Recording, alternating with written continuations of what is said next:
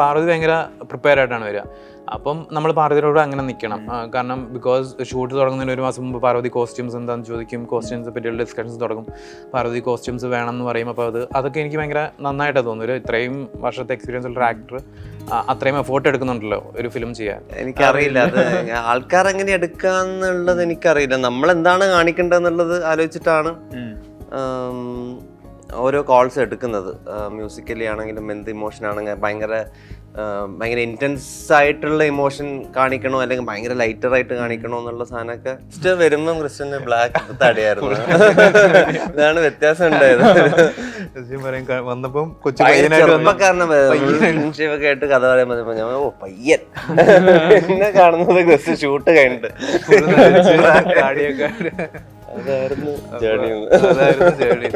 ആ സീൻ എനിക്ക് എന്താണ് ഭയങ്കര ഇഷ്ടമായിരുന്നു. എന്താണ് എനിക്കൊന്ന് മിക്സിങ് സമയത്തും നമ്മൾ മിക്സ് ചെയ്യേണ്ട സമയത്തും ഞാൻ ഈ സീൻ കണ്ടിട്ട് അവരെല്ലാം മിക്സ് ചെയ്ത് കഴിഞ്ഞിട്ട് ഞാൻ കാണാൻ വേണ്ടി പോയപ്പോഴത്തേക്ക് ഞാൻ ആ റീൽ കഴിഞ്ഞപ്പം ഇറങ്ങിയിട്ട് പറഞ്ഞു ഈ സീൻ അടിപൊളിയാണല്ലേ എന്ന്. അപ്പോൾ അവർ പറഞ്ഞു അതെ അതെ.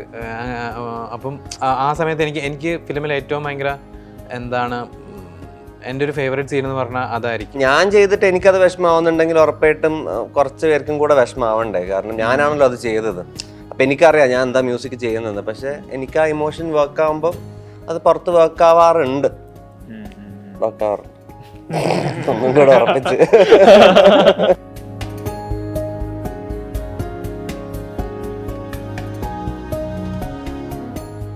ഈ സിനിമ കണ്ടു കഴിയുന്ന എല്ലാവരും ആദ്യമേ സംസാരിക്കാൻ പോകുന്നത് ഉറപ്പായിട്ട് ഇതിൻ്റെ ഈ പറഞ്ഞ സെറ്റിങ്ങിനെ പറ്റിയായിരിക്കും. ഇതിൽ ഈ വെള്ളപ്പൊക്കം എന്നുള്ളത് ഉറപ്പായിട്ടും ആളുകളുടെ ഫസ്റ്റ് ടോക്ക് ആയിരിക്കും. റിയൽ വെള്ളപ്പൊക്കത്തിൽ ഷൂട്ട് ചെയ്തതാണോ, ആർട്ടാണോ, എന്തായിരുന്നു? കൃഷ്ണന്റെ വീടല്ലത്? അതെ അതെ അതെ അതെ, എൻ്റെ അമ്മയുടെ വീടാണത്. അവിടെ ശരിക്കും നടന്നൊരു സംഭവമാണ്. ഇങ്ങനെ അച്ചാച്ചൻ മരിച്ചപ്പം എനിക്ക് 2005 തോന്നുന്നു. ഞങ്ങളിങ്ങനെ വെയിറ്റ് ചെയ്തു അടക്കാനായിട്ട്, വെള്ളം പൊങ്ങിയത് കാരണം. അപ്പോൾ ആ വീട്ടിൽ തന്നെയാണ് ഷൂട്ട് ചെയ്തത്. അപ്പം ഇതിനകത്ത് രണ്ടും ഉണ്ട്. എന്താ നമ്മൾ ഒരു മഴക്കാലത്താണ് അവിടെ ഷൂട്ട് ചെയ്യുന്നത്. വെള്ളം പൊങ്ങും എന്ന് വിചാരിച്ചിട്ട്, അപ്പം ഒറിജിനൽ വെള്ളം പൊക്കം ഉപയോഗിക്കാമെന്ന് വിചാരിച്ചിട്ട് പോയതാണ്. പക്ഷേ എന്തുകൊണ്ടോ ഭാഗ്യത്തിന് പൊങ്ങിയില്ല. പൊങ്ങിയിരുന്നെങ്കിൽ നമ്മളൊക്കെ പെട്ടേനെ.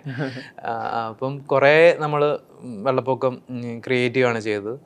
പക്ഷേ കുറേ വെള്ളപ്പൊക്കം ഒറിജിനലും ആണ്. ഇതിനകത്ത് രണ്ടും ഉണ്ട്. അപ്പം ഒറിജിനൽ വെള്ളപ്പൊക്കം ഷൂട്ട് ചെയ്യാനും നല്ല പാടായിരുന്നു. അവിടം വരെ ഒന്നും എത്തിപ്പെടാനും യൂണിറ്റ് എത്താനും ഒക്കെ ഭയങ്കര പാടായിരുന്നു. ഭയങ്കര വെള്ളപ്പൊക്കമായിരുന്നു അത്. അപ്പോൾ അതുപോലെ തന്നെ ഇത് ക്രിയേറ്റ് ചെയ്ത് ഷൂട്ട് ചെയ്യാനും അതുപോലെ തന്നെ പാടായിരുന്നു. രണ്ടും ഉണ്ട്. ഞാനിപ്പോൾ ഏതാന്ന് പറയുന്നത്. ആക്ടേഴ്സ് പ്ലേ ചെയ്യുന്നത് പറഞ്ഞല്ലോ, എനിക്കൊരു പോയിന്റ് തോന്നിയായിരുന്നു. ഈ പാർവതിയുടെ ക്യാരക്ടറിൻ്റെ ഒരു റിവീലിംഗ് പോയിന്റിന് ശേഷം അങ്ങോട്ടേക്ക് ഈ ഡയറക്ടർ ഹൈജാക്ക് ചെയ്ത് ഭയങ്കര തോന്നിയായിരുന്നു. കാരണം ക്രിസ്റ്റോ ആണ് അവിടെ പ്ലേ ചെയ്യുന്നത്.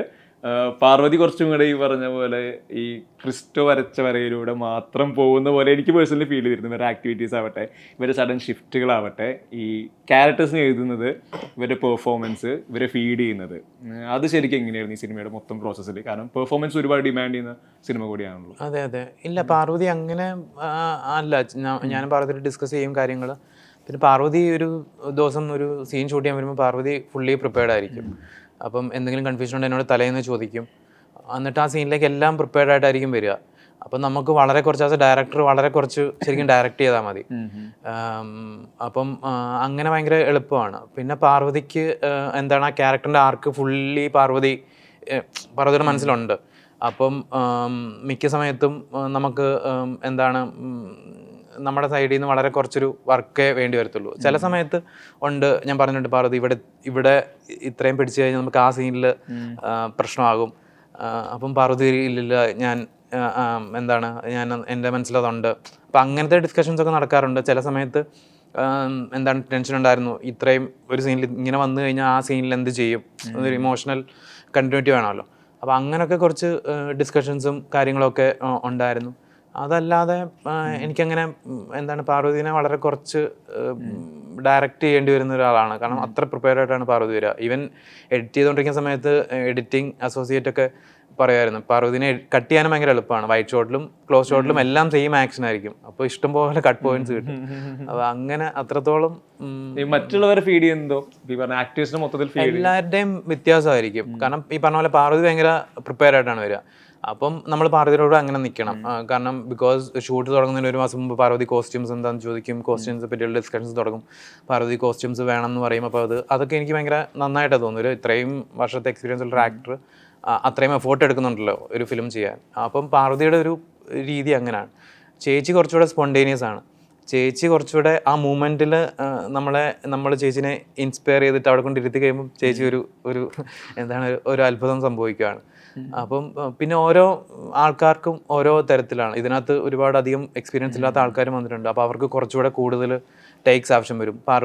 പാർവതിക്കും ചേച്ചിക്കും ആണെങ്കിൽ ഫസ്റ്റ് ടേക്കിൽ തന്നെ മിക്കപ്പോഴും അവരുടെ ഫസ്റ്റ് ടേക്കുകളോ മാക്സിമം സെക്കൻഡ് ടേക്ക് ഒക്കെ ആയിരിക്കും ഉപയോഗിച്ചിട്ടുള്ളത്. മറ്റവർക്ക് പക്ഷേ കൂടുതൽ ടേക്കുകൾ വരും. അപ്പോൾ അതൊക്കെ നമ്മൾ അതിനനുസരിച്ച് എന്താണ് പ്ലാൻ ചെയ്യണം. പിന്നെ അവരെ അതുപോലെ തന്നെ നമ്മൾ കൊണ്ടു നടക്കണം. അവർക്ക് ഓരോരുത്തർക്കും ഓരോ ഇഷ്യൂസ് ആയിരിക്കും ഉണ്ടാകുക. അപ്പോൾ ഓരോരുത്തരെയും ഡിഫറെൻറ്റ് രീതിയിൽ എനിക്ക് തോന്നുന്നു അവരുടെ ക്യാരക്ടേഴ്സിനനുസരിച്ച് അവരുടെ പേഴ്സണാലിറ്റീസ് അനുസരിച്ച് നമ്മൾ മാനേജ് ചെയ്യേണ്ടി വരും. സുഷിനാണെങ്കിൽ ഇപ്പോൾ ഈ പറഞ്ഞ എനിക്ക് ചോദിക്കാനുള്ള ഈ ജഡ്ജ്മെൻ്റ് എടുക്കുന്നതാണ്. ഇപ്പോൾ ആവേശം ചെയ്യുന്നു, അല്ലെങ്കിൽ മഞ്ഞുമല ചെയ്യുന്നു. അവിടെ ഈ പറഞ്ഞൊരു ആവേശം ഒരു കൈൻഡ് ഓഫ് ബിഗ് ടിക്കറ്റ് സിനിമയാണല്ലോ. അവിടെ ഈ കമേഴ്ഷ്യലി ഇതിനെ എത്ര എൻഹാൻസ് ചെയ്യണം, ആളുകൾ എവിടേക്ക് റിയാക്ട് ചെയ്യും, അതിലെല്ലാം നമുക്ക് കുറച്ചും കൂടി ഒരു ജഡ്ജ്മെന്റ് ഫ്രീഡം ഉണ്ട്. അറിയാം ഇവിടെ ഇങ്ങനെ ഒരു ഫൈറ്റ് കഴിഞ്ഞാൽ ഇവിടെ ഒരു സ്ലോമോ വോക്ക് വന്നു കഴിഞ്ഞാൽ അവിടെ ഒരു പോർഷൻ ഉണ്ട്, അവിടെ ഹൈ പോയിന്റ് ആണ്. ഈ ഒരു സിനിമയിലോട്ട് വരുമ്പോൾ ഇതിൽ എത്രമാത്രം ഇവരുടെ ഡ്രാമ ആളുകൾ കമ്മ്യൂണിക്കേറ്റ് ആവുന്നു, ഇവരുടെ ഉള്ളൊഴുക്ക് എത്ര കിട്ടുന്നു, അവിടെയാണ് ആളുകൾ അത് പലരും ഇത് ചിലർ ഭയങ്കരമായിട്ട് റിലേറ്റ് ചെയ്യുന്നവർക്ക് കൂടുതൽ ഇമോഷണൽ ആയിരിക്കാം, ചിലർക്ക് ഇത് പുതിയ എക്സ്പീരിയൻസ് ആയിരിക്കാം. ഈ മ്യൂസിക്കിൻ്റെ ഒരു ഫൈനൽ കോള് രണ്ടുപേരോടും കൂടിയാണ്. ആ ഒരു കോൾ എടുക്കുന്നത് ശരിക്കും എങ്ങനെയാണ്? ഇതാണ് വർക്കാവാൻ പോകുന്നത്, ഇതാണ് ഇവിടെ വേണ്ടത്.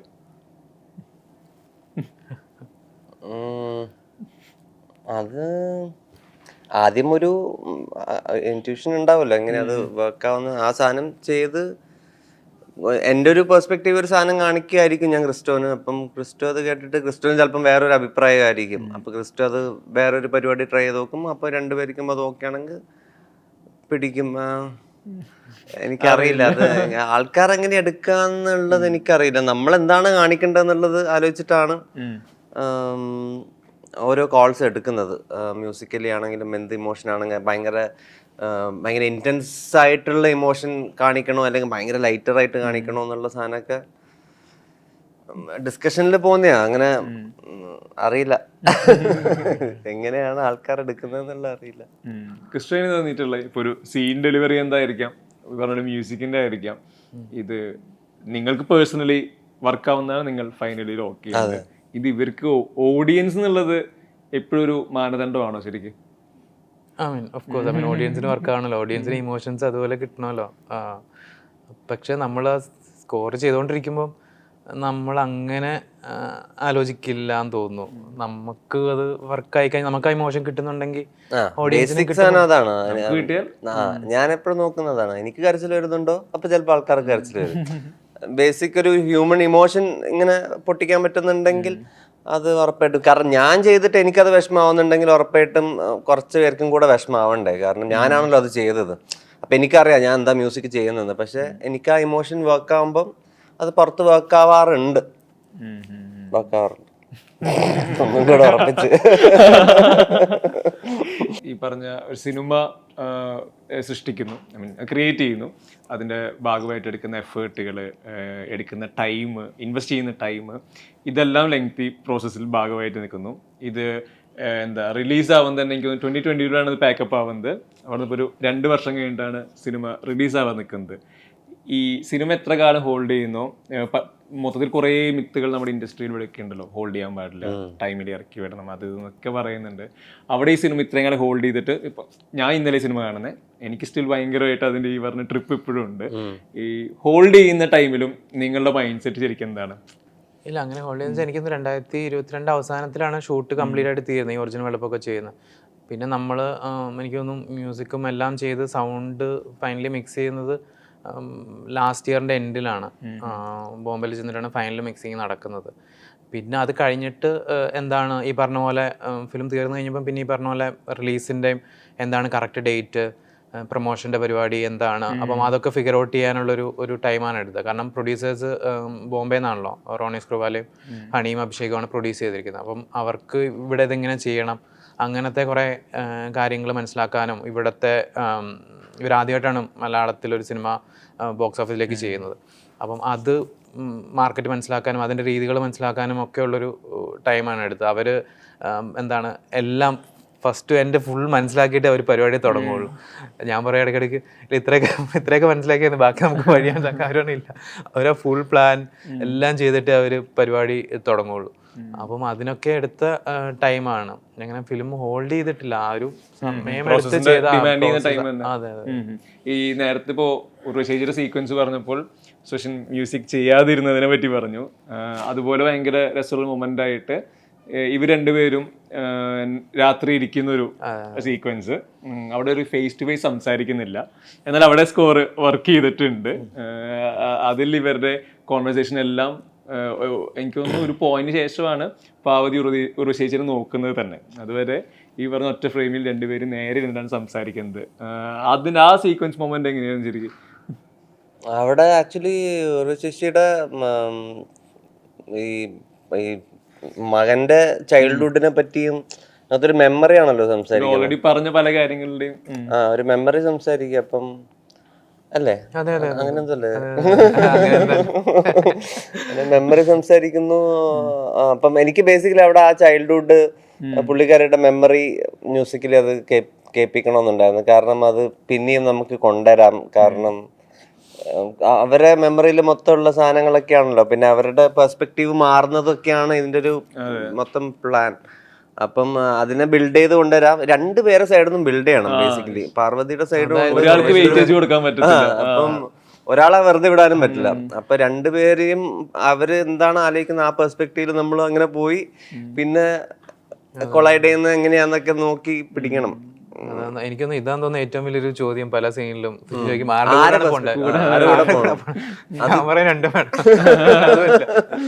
അതൊരു കൺഫ്യൂസിങ്. അങ്ങനത്തെ സ്പേസുകളുണ്ട്. അതായത് ഒരാൾ അൺകംഫർട്ടബിൾ ആവുന്നു, മറ്റാൾക്ക് വാത്സല്യം. ഇത് ഇങ്ങനെ ഈ രണ്ട് ഇമോഷനുള്ള മ്യൂസിക് ഇങ്ങനെ മിക്സ് ചെയ്ത് കൊണ്ടുവരണം. ഒരു ടെൻഷൻ കൊണ്ടുവരണം, അതിൻ്റെ ഇടയിൽ ഒരു മറ്റേ സാധനം.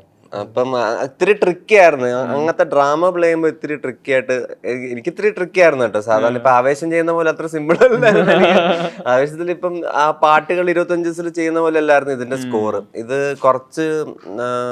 കുറേ പ്രാവശ്യം ഇടയ്ക്ക് കയ്യിൽ നിന്നൊക്കെ പോയിട്ടുണ്ട്. അതായത് ഇത് ഒന്നും ബ്രേക്ക് ചെയ്യാൻ പറ്റുന്നില്ല എന്നൊക്കെ പറഞ്ഞിട്ട് അവസാനം പിന്നെ നമ്മൾ തിരിച്ചു വന്നിരിക്കും. അങ്ങനെ ഇത്തിരി സ്പേസിലാണ് പോയത്. ആ സീക്വൻസ് ക്രിസ്റ്റന് പേടിയാണ്. ക്രിസ്റ്റന് ഞാനിപ്പോ പറയാം ഇനി സിനിമ കുറെ കാര്യം മറന്നുകൊണ്ട് ആ ഒരു പറഞ്ഞ പെർട്ടിക്കുലർ സീൻ അത് ബിൽഡിങ്, അതേ എനിക്ക് ഏറ്റവും ക്രൂഷ്യൽ പോയിന്റുകൾ ഒരു പോയിന്റ് ആണ്. പല കാര്യങ്ങളും പൊളിക്കുന്നുണ്ട് അവിടെ. സുഷിൻ പറഞ്ഞ പോലെ ആരുടെ കൂടെ നിൽക്കണമെന്ന ഈ മ്യൂസിക്കൽ കോൾ എടുക്കുന്ന പോലെ തന്നെ പ്രധാനപ്പെട്ടതാണല്ലോ ഇവര് പറയുന്നത്, വെർബലി കമ്മ്യൂണിക്കേറ്റ് ചെയ്യുന്നത്. ആ പെർട്ടിക്കുലർ സീനിന്റെ ഡയലോഗ് റൈറ്റിംഗ് എങ്ങനെ, ഒരുപാട് ടൈം ഇൻവെസ്റ്റ് ചെയ്തതാണോ? ആ സീൻ എനിക്ക് എന്താണ് ഭയങ്കര ഇഷ്ടമായിരുന്നു. എന്താണ് എനിക്കൊന്ന് മിക്സിങ് സമയത്തും നമ്മൾ മിക്സ് ചെയ്യേണ്ട സമയത്തും ഞാൻ ഈ സീൻ കണ്ടിട്ട് അവരെല്ലാം മിക്സ് ചെയ്ത് കഴിഞ്ഞിട്ട് ഞാൻ കാണാൻ വേണ്ടി പോയപ്പോഴത്തേക്ക് ഞാൻ ആ റീല് കഴിഞ്ഞപ്പം ഇറങ്ങിയിട്ട് പറഞ്ഞു ഈ സീൻ അടിപൊളിയാണല്ലേ എന്ന്. അപ്പോൾ അവർ പറഞ്ഞ അതെ അതെ. അപ്പം ആ സമയത്ത് എനിക്ക് ഫിലിമിൽ ഏറ്റവും ഭയങ്കര എന്താണ് എൻ്റെ ഒരു ഫേവറേറ്റ് സീൻ എന്ന് പറഞ്ഞാൽ അതായിരിക്കും. For various reasons. എന്താണ് എനിക്ക് തോന്നുന്നു ഭയങ്കര ഒരു ഡെപ്ത് ഉള്ളൊരു സീനാണ് അത്. ഒരുപാട് കോംപ്ലക്സിറ്റീസ് ഉള്ളൊരു സീനാണ്. അപ്പം എനിക്ക് തോന്നുന്നു ആ സീനിലും സ്കോറ് എനിക്ക് തോന്നുന്നു അതിൻ്റെ എൻഡിലേക്കാണ് വരുന്നത്. പിന്നെ എന്താണ് അപ്പം അത് ചെയ്തപ്പോഴും ഈ പറഞ്ഞ പോലെ നമ്മൾ ഒരു ഡ്രാഫ്റ്റ് എഴുതി, എന്നിട്ട് ഒരുപാട് ഡ്രാഫ്റ്റ് എഴുതി നമ്മൾ ഷൂട്ടിങ്ങിൻ്റെ ദിവസം എത്തിയപ്പോഴത്തേക്കും ഷൂട്ടിംഗ് നമ്മളെല്ലാം ലൈറ്റ് ചെയ്ത് എനിക്കൊന്ന് ഇത്ര സമയമുള്ളത് ഷൂട്ട് ചെയ്യാൻ. കാരണം വൈകുന്നേരമായി 9:30 പാക്കപ്പ് ചെയ്യണം, അല്ലെങ്കിൽ അടുത്ത ഷെഡ്യൂൾ കയറും. അപ്പം നമുക്ക് എത്രയോ മണിക്കൂറുകളേ ഉള്ളൂ അത് ഷൂട്ട് ചെയ്യാൻ. അതാണ് ഏറ്റവും ഇമ്പോർട്ടൻറ്റ് സീനും. അപ്പം എല്ലാം റെഡിയായ ചേച്ചിയും അപ്പം ഇവരും എന്നെ വിളിച്ചു, ക്രിസ്റ്റോ ഈ ഡയലോഗ്. അപ്പോൾ അവർക്ക് കുറേ എന്താണ് ആ ലാസ്റ്റ് മിനിറ്റിൽ കുറേ എന്താണ് ഇതിവിടെ ശരിയോ അതിവിടെ ശരിയോ അങ്ങനെ കുറേ ഡൗട്ട്സും കാര്യങ്ങളും അവർക്കും ഉണ്ടായിരുന്നു. അപ്പം നമ്മൾ ഡിസ്കസ് ചെയ്തു. അപ്പം എന്നിട്ട് അതിൽ നിന്ന് ഉള്ള ഡയലോഗ്സ് തന്നെ, പക്ഷെ അതൊന്നും പരിപാടികൾ ചെയ്തു. അപ്പം എന്നിട്ടാണ് അവരത് ചെയ്യുന്നത്. അപ്പം എനിക്കൊന്ന് ഷൂട്ട് ചെയ്യുന്ന സമയത്തും അതിൻ്റെ മൂഡും അങ്ങനെ നമ്മളൊരു ആ ലൈറ്റിങ്ങും ഒക്കെ അങ്ങനെ തന്നെയായിരുന്നു. അപ്പം അപ്പം നമ്മൾ ഷൂട്ട് ചെയ്യുമ്പോൾ നമുക്കറിയാം അവരുടെ പെർഫോമൻസ് കൊണ്ട് അത് ഭയങ്കരമായിട്ട് എലിവേറ്റ് ചെയ്യപ്പെടുന്നുണ്ട്. പിന്നെ എനിക്കൊന്ന് എഡിറ്റിങ്ങിലും ഈ അതിനകത്ത് 1-2 ഡയലോഗ്സ് നമ്മൾ കട്ട് ചെയ്ത് മാറ്റിയിട്ടുണ്ട്, ഈ ഡയലോഗ്സ് വേണോ എന്നൊക്കെ വിചാരിച്ചിട്ട്. അപ്പം ഞാനെപ്പോഴും ഷൂട്ട് ചെയ്യുമ്പം അങ്ങനെയാണ് ഷൂട്ട് ചെയ്യുക. ഇപ്പം ചില ഇതിനകത്ത് എന്താണ് ഫസ്റ്റ് സീൻ ആ 2 മിനിറ്റ് ഷോട്ട് വേറെ മാറ്റി ഷൂട്ട് ചെയ്യാൻ പറ്റാത്തതുകൊണ്ടാണ്. അല്ലെങ്കിൽ ഞാൻ എപ്പോഴും ഓപ്ഷൻസ് എടുത്തു വെക്കും, എനിക്ക് ഒരു ഡയലോഗ് കുറയ്ക്കണോ ഉണ്ടെങ്കിലൊക്കെ എഡിറ്റിൽ ഡിസൈഡ് ചെയ്യാൻ വേണ്ടി. അതുപോലെ തന്നെ ടുവേർഡ്സ് എൻഡിലും ഒരു 2 മിനിറ്റ് ഷോട്ട് ഉണ്ട് ഇവർ തമ്മിൽ ഇരിക്കുന്നത്, അത് മറ്റേ ഷോട്ടിലാണ് ഓൾമോസ്റ്റ് പോകുന്നത്. അതിൻ്റെയും കൗണ്ടേഴ്സ് ഒക്കെ ഉണ്ട്. പക്ഷേ അപ്പം ഇതും അങ്ങനെ ആയിരുന്നു. എനിക്ക് തോന്നുന്നു റൈറ്റിംഗ് എന്ന് പറയുന്നത് ഓൺ സ്ക്രിപ്റ്റിലൊന്നും സംഭവിച്ചു, ഷൂട്ടിങ്ങിന് തൊട്ട് മുമ്പ് ഇവരുമായിട്ട് ഡിസ്കഷനിൽ ഒരു ഇത് സംഭവിച്ചു, പിന്നെ ഫൈനലി എഡിറ്റിൽ ഒന്നുകൂടെ സംഭവിച്ചു. പിന്നെ എനിക്ക് തോന്നുന്ന ഒരു കാര്യം എന്ന് വെച്ച് കഴിഞ്ഞാൽ വേറെ ഇപ്പം പറയാൻ വേണ്ടത്, ഇപ്പം ഈ പ്രൊഡ്യൂസേഴ്സ് ഫിലിം കണ്ടല്ലോ, അവർ കട്ട്സ് കാണുന്നുണ്ട്. പിന്നെ ഫൈനലി സുഷിൻ മ്യൂസിക് ചെയ്ത് കഴിഞ്ഞിട്ട് നമ്മൾ വീണ്ടും എഡിറ്റ് ചെയ്തു. അപ്പോഴാണ് നമുക്ക് ഇതിൻ്റെ കറക്റ്റ് ഇമോഷൻ പരിപാടികൾ സുഷിൻ ചെയ്യുമ്പോഴാണ് മനസ്സിലാകുന്നത്. പിന്നെ സുഷിൻ എല്ലാം ഇങ്ങനെ പറഞ്ഞ പോലെ വെട്ടി തുറന്ന് പറയും. അപ്പം ഇമോഷൻ വർക്കായില്ലെങ്കിൽ സുഷിൻ പറയും. അപ്പം അത് ഭയങ്കര ക്ലാരിറ്റി തന്നു. പിന്നെ നമുക്ക് പോയിട്ട് എഡിറ്റ് ചെയ്തിട്ട് തിരിച്ചു വരാനായിട്ട്. എന്നിട്ട് ആ എഡിറ്റ് പ്രൊഡ്യൂസേഴ്സ് കണ്ടപ്പോഴാണ് അവർക്ക് എന്താണ് ആ സിനിമ ഭയങ്കരമായിട്ട് ഇമോഷണലി ഭയങ്കരമായിട്ട് അവർക്ക് കണക്ട് ചെയ്തത്. അപ്പോൾ അവർക്ക് മ്യൂസിക് ഭയങ്കരമായിട്ട് ആ ഫിലിമിനെ എലിവേറ്റ് ചെയ്തിട്ടുണ്ട്. അത് അഭിഷേക് ആണെങ്കിലും, അഭിഷേക് ഡയറക്ടർ കൂടിയാണ്, ഉടുത്ത പഞ്ചമൊക്കെ ഡയറക്ട് ചെയ്തത്. അപ്പോൾ അഭിഷേക് ആണെങ്കിലും അല്ലെങ്കിൽ ഇപ്പം RSVP അവരുടെ ടീംസ് ആണെങ്കിലും മ്യൂസിക് വെച്ച് കണ്ടു കഴിഞ്ഞപ്പോഴത്തേക്കും അവർക്ക് അത് ഭയങ്കരമായിട്ട് എന്താണ് ആ ഇമോഷൻസ് ഒക്കെ ഭയങ്കരമായിട്ട് കിട്ടിയെന്ന് അവർ പറഞ്ഞു. അവസാനമായിട്ട് ചോദിക്കുകയാണെങ്കിൽ, ഈ സിനിമ റിലീസിനോടനുബന്ധിച്ച് വരുന്ന സമയത്ത് സോഷ്യൽ മീഡിയയിൽ ചർച്ചകൾ ഓണാക്കിയത് ഒരു ഫേസ്ബുക്ക് പോസ്റ്റായിരുന്നു. ഈ പറഞ്ഞ സെനിസ്ഥാൻ ഇന്ത്യാസ് മറ്റേ ഇത് കോൺടെസ്റ്റിനെ പറ്റി സംസാരിക്കുന്നു. അന്ന് 1ാം സമ്മാനം നേടിയതൊരു മലയാളി ചെറുപ്പക്കാരൻ്റെ സ്ക്രിപ്റ്റായിരുന്നു, അതാണ് ഉള്ളൊഴുക്ക്. അന്ന് 2ാം സ്ഥാനം നേടിയത് ലാപ്ടോപ്പ് ലേഡീസ് ആയിരുന്നു എന്ന് പറഞ്ഞിട്ട് ഈ ഒരു ഡിസ്കഷൻ ആ പോസ്റ്റ് കണ്ടിരുന്നു. അതെ കണ്ടു. ആ മൊമെന്റ് ഉണ്ടല്ലോ, ഇപ്പോൾ 2018 അവിടെ തൊട്ട് ഇന്നിപ്പോൾ 2024 സിനിമ റിലീസാവാൻ നിൽക്കുകയാണ്. ഈ ഒരു ജേണി പെട്ടെന്ന് എന്താ പറയുക, ഒന്ന് റിവൈൻഡ് ചെയ്യുമ്പോൾ എന്താ തോന്നുന്നത്? ശരിക്കും ഭയങ്കര സന്തോഷമാണോ, സ്ട്രഗിൾ ആണോ, ഇനിയും ടെൻഷനാണോ? വലിയ പാടായിരുന്നു. ക്രിസ്റ്റ്യൻ വരുമ്പം ക്രിസ്റ്റ്യന് ബ്ലാക്ക് തടിയായിരുന്നു, ഇതാണ് വ്യത്യാസം ഉണ്ടായത്. വന്നപ്പം ചെറുപ്പക്കാരനൊക്കെ ആയിട്ട് കഥ പറയുമ്പോ ഞാൻ പയ്യൻ എന്നെ കാണുന്നത് ക്രിസ്റ്റ്യൻ ഷൂട്ട് കഴിഞ്ഞിട്ട് അതായിരുന്നു ജേണി. പാടായിരുന്നു, മീൻസ് ഭയങ്കര സ്ട്രഗിൾ ആയിരുന്നു. ഐ മീൻ കാരണം for various reasons. I mean Covid വന്നു, അത് 2 വർഷം അങ്ങനെ പോയി. പിന്നെ ഈ പറഞ്ഞ പോലെ ഇങ്ങനത്തെ ഒരു പ്രോജക്റ്റ് മൗണ്ട് ചെയ്യാൻ പാടാണ്, ബിക്കോസ് ഇത് നമുക്കൊരു ചെറിയ സ്കെയിലിൽ, വളരെ ചെറിയ സ്കെയിലിൽ മൗണ്ട് ചെയ്യാൻ പറ്റില്ല. കാരണം ഇതിനകത്ത് പ്രൊഡക്ഷൻ, വെള്ളപ്പൊക്കം, അങ്ങനത്തെ കുറേ കാര്യങ്ങളുണ്ട്. പിന്നെ ഇത് ഭയങ്കര പെർഫോമൻസ് ആവശ്യപ്പെടുന്ന ഫിലിമാണ്. അപ്പം നമുക്ക് ഭയങ്കര നല്ല ആക്ടേഴ്സ് വേണം. അപ്പം ആ സമയത്ത് ഫീമെയിൽ ലീഡിങ് ആയിട്ടുള്ള ഫിലിംസ് മൗണ്ട് ചെയ്യാൻ കുറച്ച് പാടായിരുന്നു. ഐ മീൻ ആ സമയത്ത് മാത്രമല്ല, ഇപ്പോഴും പാടാണ്. അപ്പോൾ അതൊരു ഭയങ്കര ചലഞ്ചായിരുന്നു അത് മൗണ്ട് ചെയ്യാൻ. അപ്പം അങ്ങനെ ഒരുപാട് സ്ട്രഗിൾസ് ഉണ്ടായിട്ടുണ്ട്.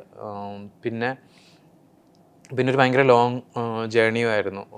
അപ്പം ഐ മീൻ സുഷിനോട് അവസാനമായിട്ട് ചോദിക്കുകയാണെങ്കിൽ, ഈ പറഞ്ഞ കരിയർ ഭയങ്കര രസമായിട്ട് പോകുന്നു, സിനിമകൾ വരുന്നു, ആളുകൾ ഭയങ്കര എക്സൈറ്റഡ് ആണ്, സുഷിൻ എക്സൈറ്റഡ് ആണ്, മേക്കേഴ്സ് എക്സൈറ്റഡ് ആണ്. ഈ ഒരു കരിയറിൻ്റെ ഒരു ജേർണി ഉണ്ടല്ലോ, ഇതിൻ്റെ ഒരു ക്ലോഷറിനെ പറ്റി എപ്പോഴും ചിന്തിച്ചിട്ടുണ്ടോ? അതെങ്ങനെയായിരിക്കും കുറേ നാൾ കഴിഞ്ഞ് ഇത് വൈൻഡപ്പ് ചെയ്യുമ്പോഴത്തേക്ക് എന്തായിരിക്കും? വൈൻഡപ്പ് ചെയ്യുന്നതിനെ പറ്റി ഭീകരമായിട്ട് ആലോചിച്ചിട്ടില്ല. പക്ഷെ ഒരുപാട് അങ്ങോട്ട് എക്സ്റ്റെൻഡ് ചെയ്ത് കൊണ്ടുപോകാൻ സാധ്യത ഇല്ലാന്ന് തോന്നുന്നു. പക്ഷെ നമുക്ക് ഒന്നും പറയാൻ പറ്റില്ലല്ലോ. ഈ പ്രായത്തിൽ ഇപ്പൊ 32 ആയുള്ളൂ, ഇപ്പം ഇനിയും ടൈം ഉണ്ട്. പക്ഷെ ഓവറാക്കില്ല എന്തായാലും. ഞാൻ ഇത്തിരി എനിക്ക് ആവശ്യമുള്ള സന്തോഷം തരുന്ന പടങ്ങളും പരിപാടിയൊക്കെ ചെയ്ത് എത്ര വരെ പോവോ അതിൻ്റെ ഇടയ്ക്ക് ഞാൻ കുറച്ച് വലിയ വലിയ ബ്രേക്സ് എടുക്കണമെന്നൊക്കെയാണ് എൻ്റെ ആഗ്രഹം. എനിക്ക് അങ്ങനെ ഭയങ്കര കണ്ടിന്യൂസ് ആയിട്ട് പ്രൊജക്ട്സ് ചെയ്യണമെന്ന് താല്പര്യമില്ല. അപ്പം ബ്രേക്കൊക്കെ എടുത്ത് ഇഷ്ടമുള്ള സമയം എടുത്ത് അങ്ങനെ. ഇപ്പൊ എനിക്ക് അതിന്റെ ലക്ഷറി ഉണ്ട്. അതായത് എനിക്ക് ടൈം പയ്യാനുള്ള ലക്ഷറി ഉള്ളപ്പം എനിക്ക് തോന്നുന്നു ആസ് ഇൻ എനിക്ക് പടം നോക്കി ആവശ്യമുള്ളത് സെലക്ട് ചെയ്ത് ചെയ്യാനുള്ള ഒരു സമയമുണ്ട്. അപ്പം ആ സമയം എടുത്ത് സ്വീറ്റ് ടൈം എടുത്ത് ചെയ്യാന്നുള്ളതാണ്. അതാ ഒന്നുമില്ലല്ലോ, എനിക്ക് ഇങ്ങനത്തെ പടങ്ങളും ഒക്കെ അതിന്റെ പോർട്ട്ഫോളിയോയിൽ ഉണ്ടായ ഭയങ്കര ആഗ്രഹമുണ്ട് എനിക്ക്. അതുകൊണ്ടാണ് അതെ, ഇടയ്ക്ക് ഈ പറഞ്ഞ കുറുപ്പ് ഭീഷ്മറും എല്ലാം കഴിഞ്ഞിട്ടാണ് അറിയിപ്പ് വരുന്നത്. അതെ, അത് കഴിഞ്ഞ് മഞ്ഞുമൽ ആവേശം ഇതെല്ലാം കഴിഞ്ഞിട്ട് ഇത് വന്നു. ഉള്ളൊഴുക്ക് വരുന്നു. അപ്പൊ എനിക്ക് ഇങ്ങനത്തെ പടങ്ങളും തിയേറ്ററിൽ ഓടണം എന്ന് ആഗ്രഹമുണ്ട്. ഇങ്ങനത്തെ ആൾക്കാർ ഫാമിലി ആയിട്ട് ഒന്ന് കയറി ചെറിയ കണ്ണൊക്കെ നനഞ്ഞ് ഇറങ്ങുന്ന ഒരു മൂഡ് നല്ലതായിരിക്കും. കണ്ണൊക്കെ നനയിപ്പിക്കലാണല്ലോ ജോലി. എന്തായാലും എല്ലാവിധ ആശംസകളും ഉള്ളൊഴുക്കിന് വരാൻ പോകുന്ന എല്ലാ പ്രൊജക്ടുകൾക്കും. Thank you. താങ്ക്സ്.